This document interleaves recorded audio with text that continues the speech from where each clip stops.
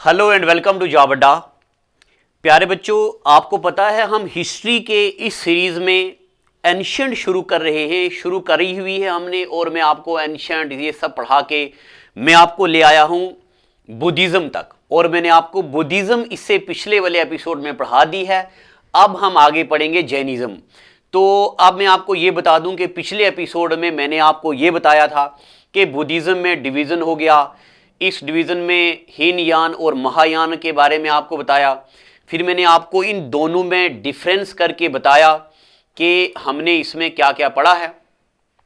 अब प्यारे बच्चों, आगे मैं आपको पढ़ाने वाला हूं जैनिज्म। तो सभी बच्चे अपनी नोटबुक ओपन कर दो। मैं उम्मीद कर रहा हूं कि आपने जो भी पहले पढ़ा है वो आपने लिखा भी है, और फिर आपने वो लिख के डेली आप याद भी करते हैं उसको।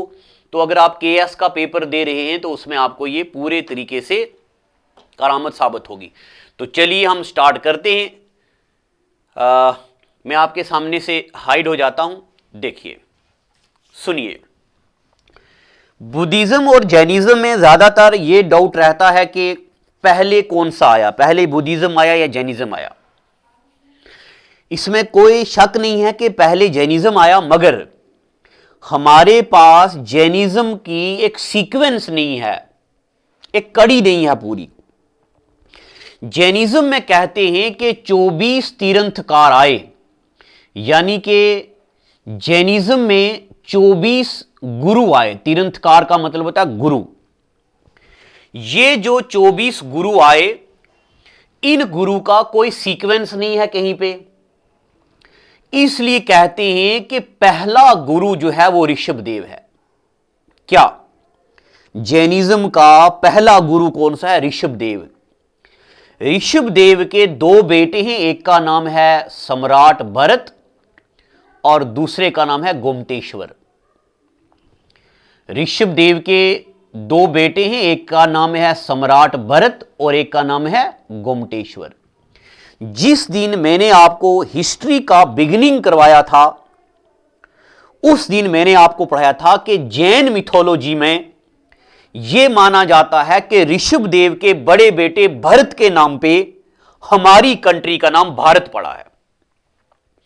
फिर मैंने आपको बताया था कि गोमतेश्वर को ही बाहुबली बोलते हैं, और इनका स्टैचू कर्नाटका में है। स्टैचू ऑफ यूनिटी से पहले यह हिंदुस्तान का सबसे बड़ा स्टैचू था, जो कि कर्नाटका में है। चलिए, अभी आप नीचे वीडियो को नीचे कमेंट करके लिखो कि बताओ स्टैचू ऑफ यूनिटी किसके नाम पे बनाया गया है और कहां पे है। यह नीचे आपने बताना है मुझे।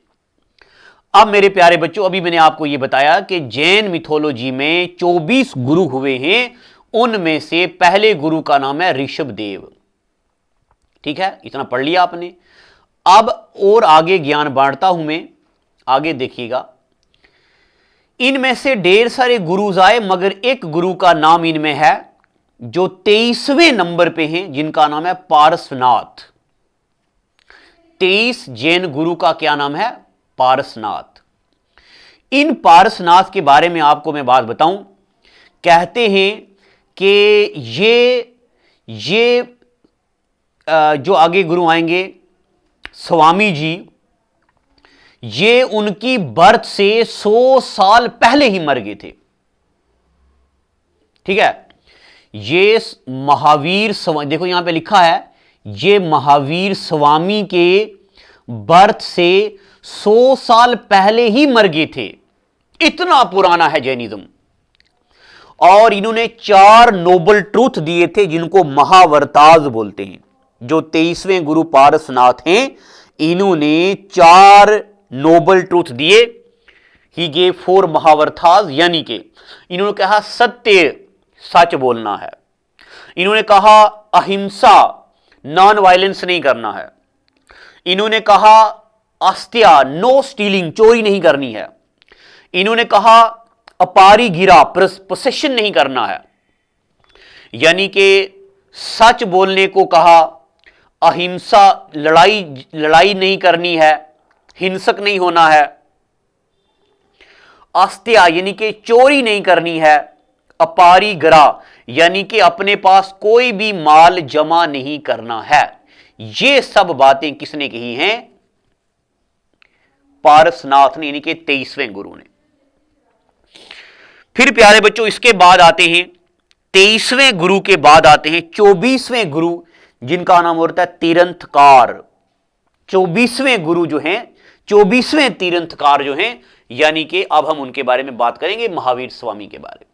तो देखिए जो 24वें गुरु हैं, इनके 24वें गुरु हैं महावीर स्वामी। महावीर स्वामी के फादर का नाम है सिद्धार्थ, इनकी मदर का नाम है त्रिशिला, इनके वाइफ का नाम है यशोदा। क्या जो 24वें गुरु हैं महावीर स्वामी, फादर सिद्धार्थ, मदर त्रिशिला और वाइफ यशोदा, लिख लो, पेपर में पूछा जा सकता है। जैनिज्म में महावीर स्वामी के फादर का क्या नाम है, मदर का क्या नाम है, वाइफ का क्या नाम है, और इनका बर्थ अप्रोक्सीमेटली 5, ये गलती हो गई है, अप्रोक्सीमेटली 540 बीसी में हुआ। ये टाइपिंग मिस्टेक है यहां पे। 540 बीसी में कुंदाग्राम नाम की जगह है विशाली बिहार में। क्या महावीर स्वामी का बर्थ 540 बीसी में, यानी कि जीसस क्राइस्ट के बर्थ को 540 साल पेंडिंग है, तो महावीर स्वामी का बर्थ होता है। इनके बचपन का नाम होता वर्धमान। बचपन का नाम क्या है? वर्धमान। इनकी बेटी है जिसका नाम है अनुजा, और कई जगह पे लिखा इनकी बेटी का नाम है प्रियदर्शना। महावीर स्वामी के बचपन का नाम है वर्धमान, महावीर स्वामी की बेटी का नाम है अनुजा, और कई जगह लिखा इसका नाम है प्रियदर्शना, अलग अलग जगह पे। इनका एक दामाद है जिसका नाम है जमाली। दामाद का क्या नाम है? जमाली। फिर मैंने आपको पढ़ाया था कि गौतम बुद्धा 28 साल की उम्र में घर छोड़ के किसी से परमिशन नहीं ली और निरंजना रिवर के किनारे पे चले गए और वहां पे वो तपस्या करने लगे। मगर महावीर स्वामी 30 साल की उम्र में, क्या बच्चे लोगों, महावीर स्वामी 30 साल की उम्र में अपने बड़े भाई नंदी वर्धना से परमिशन लेके घर से निकलते हैं। किस लिए? तपस्या करने के लिए, मोंक बनने के लिए। तो चले गए घर से, नंदी वर्धना भाई से पूछ के। पहले ये मिलते हैं मखाली गोशाल, ये नाम याद रखना है। बताओ जी, महावीर स्वामी को इनलाइटनमेंट से पहले, बिफोर इनलाइटनमेंट, कौन बंदा मिला? मखली गोशाल। फिर मखली गोशाल से मिले और मखली गोशाल ने बना दिया क्या? अजीवाका कम्युनिटी। मखली गोशाल ने एक अलग कम्युनिटी बनाई जिसको बोलते हैं अजीवाका कम्युनिटी। और अभी मैं आगे आपको पढ़ाऊंगा। अशोका के फादर हैं बिंदुसार। ये बिंदुसार इस अजीवाका कम्युनिटी के पहले फॉलोवर बनते हैं। अजीवाका कम्युनिटी के पहले फॉलोवर बनते हैं बिंदुसार। बिंदुसार जो अशोका के फादर हैं। फिर उसके बाद अशोका का फादर है मौर्यन डायनेस्टी का है, मैं पढ़ाऊंगा। आफ्टर मेडिटेशन ऑफ 12 साल की मेडिटेशन करने के बाद वर्धमान महावीर को on the bank of Jumbik Gram, नहीं, on the bank of river Rajjupallika in Jumbik Gram, ये नाम याद रखना है, जुम्बिक ग्राम जगह पे, on the bank of river Rajjupallika, Bihar में। कहां? बिहार में। इनको वहां पे एनलाइटनमेंट मिली। ठीक है जी, एनलाइटनमेंट मिल गई। फिर उसके बाद आगे जब इनको एनलाइटनमेंट मिली, इस एनलाइटनमेंट के बाद इनको बोला जाने लगा केवलिन, या इनको बोला जाने लगा केवल्या या केवलिन या जिन। जिन का मतलब होता है अपने डिजायर को काबू पाने वाला, जिन, या इनको बोलते निर्ग्रंथा। तो जिन से निकली टर्म जैनिज्म। क्या निकली टर्म? जैनिज्म। अब बन गया जी जैनिज्म। पता चला कि नहीं पता? आपकी स्क्रीन पे सब कुछ लिखा हुआ है, वीडियो को रोकिए और यहीं पे लिखिए। जैनिज्म बन गया। अब यानी कि जिन केवलिन निर्ग्रंथा जैनिज्म बन गया, तो ऐसे जैनिज्म की फॉर्मेशन हुई। ठीक है यहां तक। फिर आगे और पढ़ते हैं, मैं आपके सामने आ जाता हूं। चलिए, तो बताओ मुझे समझ आ रही है कि नहीं आ रही है। तो प्लीज बच्चे लोगों, मैं आपसे एक बात कहूंगा, अगर आपको समझ आ रही है तो वीडियो को एक बार शेयर भी कर दीजिए, क्योंकि बहुत सारे बच्चे ऐसे होते हैं जो पढ़ना चाहते हैं, कोई बच्चा फी अफोर्ड नहीं कर सकता, कोई बच्चा जम्मू नहीं आ सकता, तो अपने घर में देखिए ये जो मैं कंटेंट पढ़ा रहा हूं, इसमें किसी चीज की कमी है क्या? बेहतरीन अंदाज में सब रिप्रेजेंट भी कर रहा हूं। हालांकि मैं आपको बड़ी बार बता चुका हूं कि मैं ऑनलाइन का टीचर नहीं हूं, इवन देन मैं कोशिश करता हूं कि ऑनलाइन भी पढ़ा पाऊं अच्छा। अगर जब आप शेयर करेंगे तो इससे 10 और लोगों के पास चलेगा, एप्रिसिएशन होगी, तो मुझे अच्छा लगेगा पढ़ाने में।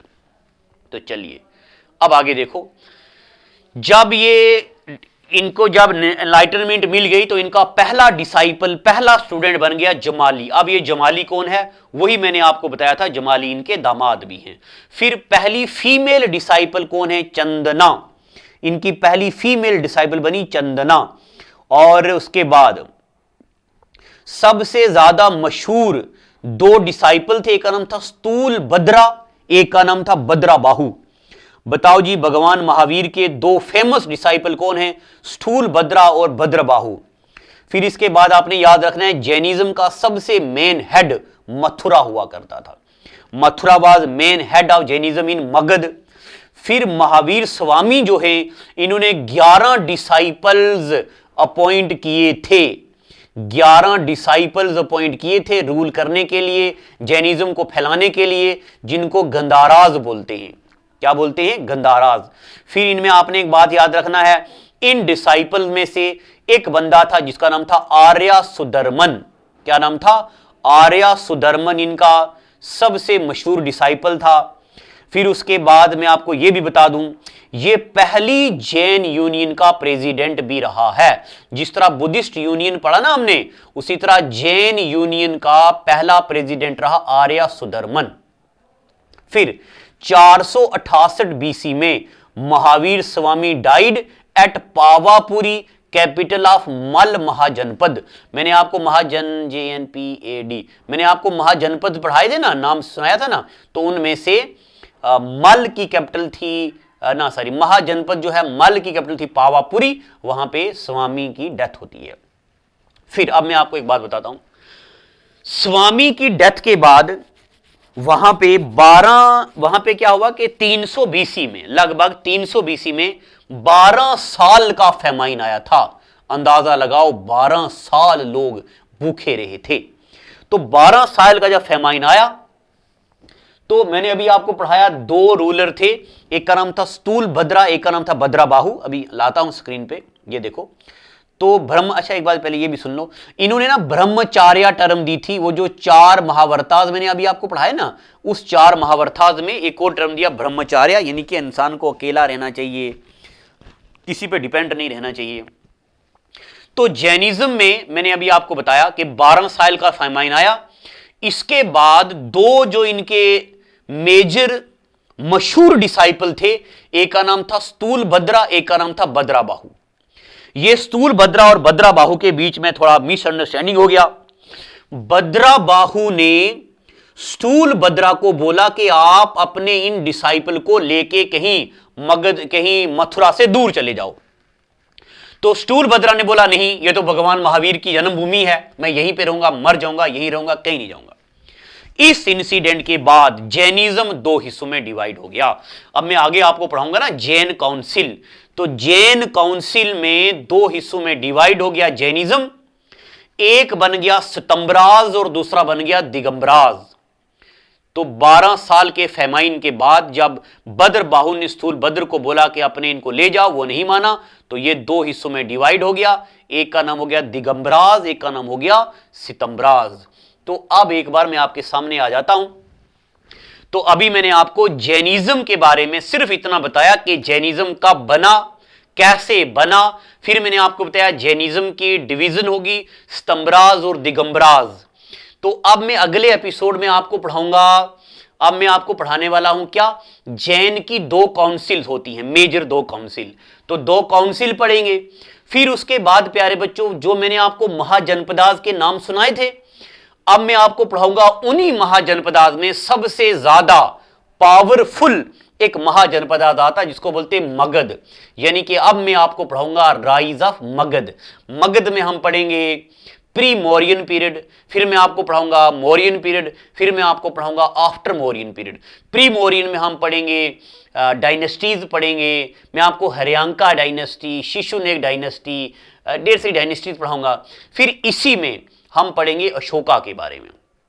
ठीक है, तो आज का एपिसोड यहीं पे रखते हैं। तो thank you and God bless you.